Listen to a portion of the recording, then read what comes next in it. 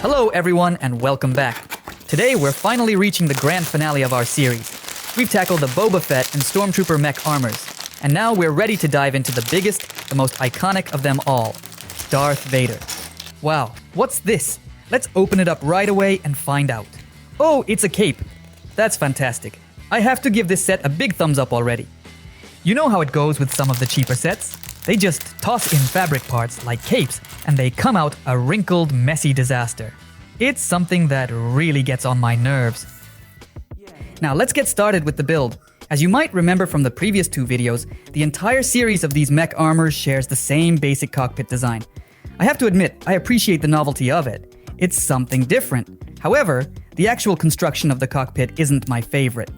We ran into the same issue with both Boba Fett and the Stormtrooper, getting the minifigure properly positioned inside. We'll face that problem again with Darth Vader, but don't worry, I've got a solution in mind. That footrest attachment, it's a bit of a puzzle. I'm honestly not sure what the design intent was. It just doesn't seem to sit right. I consistently find myself removing it to give the minifigure a more comfortable fit within the mech armor. It just makes more sense to me. Something I really appreciated in the Darth Vader set was the inclusion of a spare plate for the cockpit. That's a really nice touch. It actually got me thinking about trying to design my own mech armor in the future. I could incorporate all the insights I've gained from these sets, addressing the small issues I've observed, and create something completely original. Having this extra part means I won't have to disassemble any of the other figures. And here's something else that's immediately noticeable and impressive.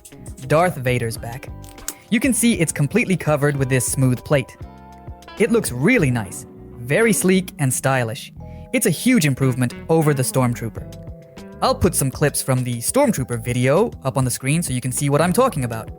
You'll remember that the Stormtrooper's back was just poorly designed. It looked unfinished. But here, with Darth Vader, the back is excellent. I've really been getting to know these mech sets lately, examining their design from all angles. And honestly, they're quite enjoyable to play with. I particularly appreciate the stability in the hip and waist areas. They've managed to avoid making them overly loose, which is a definite plus.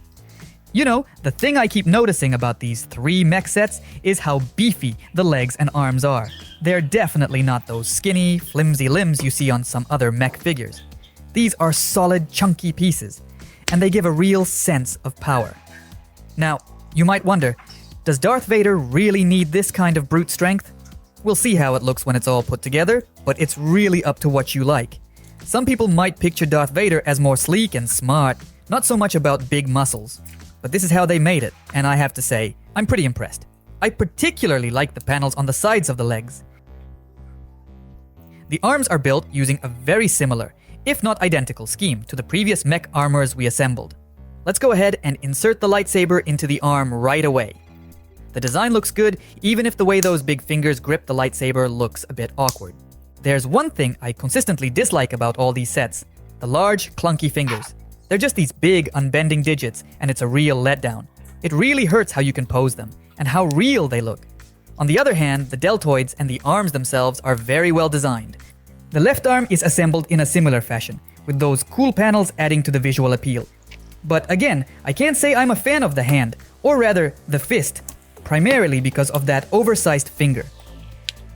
Let's move on and assemble the main body of the mech, which mainly involves putting together the feet. The foot design is different from what we saw in the previous sets, but it's consistent across all the figures in this collection. From a purely design perspective, I'd say this foot is probably the least exciting of the three. The Stormtrooper's foot was definitely the most interesting.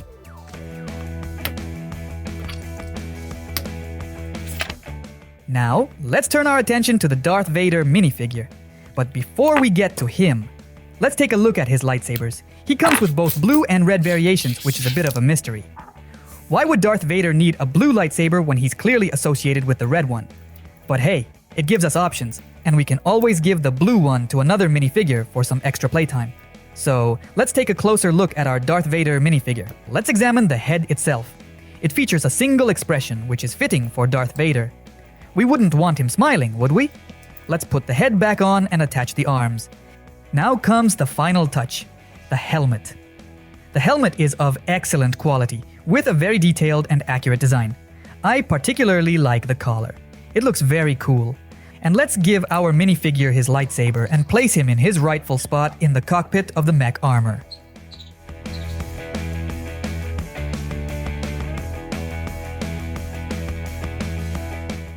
I was wondering if the cape would interfere with the minifigure fitting into the cockpit, but it doesn't. In fact, you could argue that the design, including that strange footrest attachment, actually makes sense in this case, specifically to prevent the cape from getting wrinkled. Although personally, I still think it's a bit of an odd choice. But we'll delve deeper into that in the full review. For now, let's move on to comparing all three mech armors side by side. Alright, let's get down to business and look at our Darth Vader mech armor. First things first, as always, let's talk about the things that aren't quite perfect. We'll start with the downsides, the little things that bug me. Just like I mentioned before, I'm not a big fan of the fist design, especially those thumbs, on all three of the Star Wars mech sets.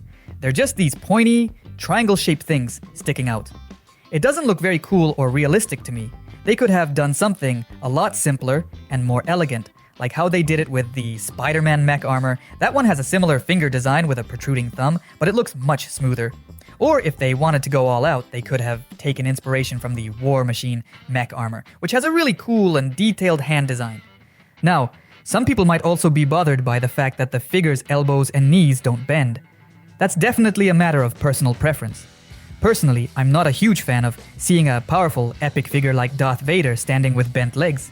It just doesn't feel right. But, like I said, that's just my opinion.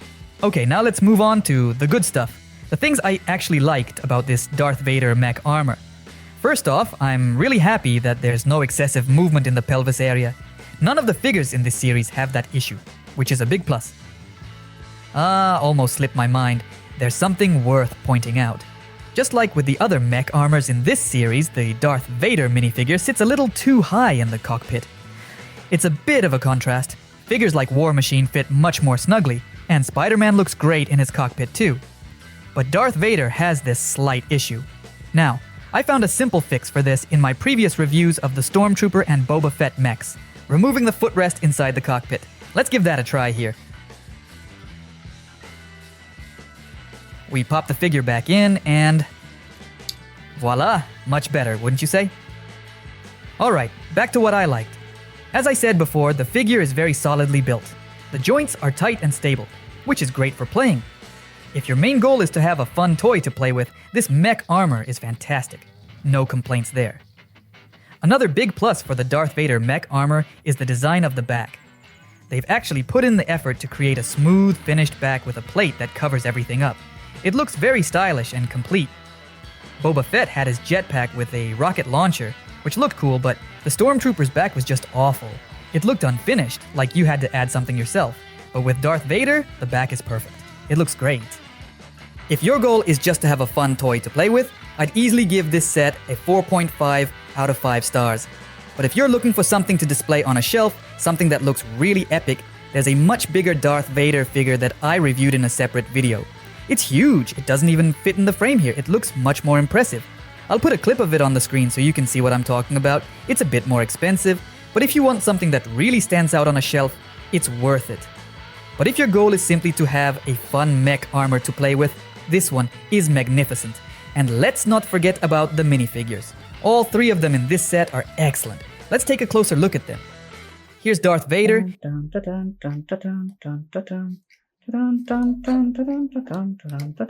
Here's Boba Fett. And here's the Stormtrooper.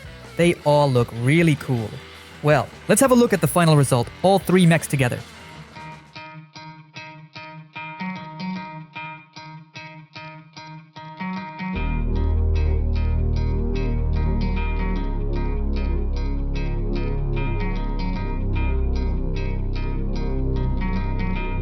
That brings us to the end of our review. I hope you enjoyed it.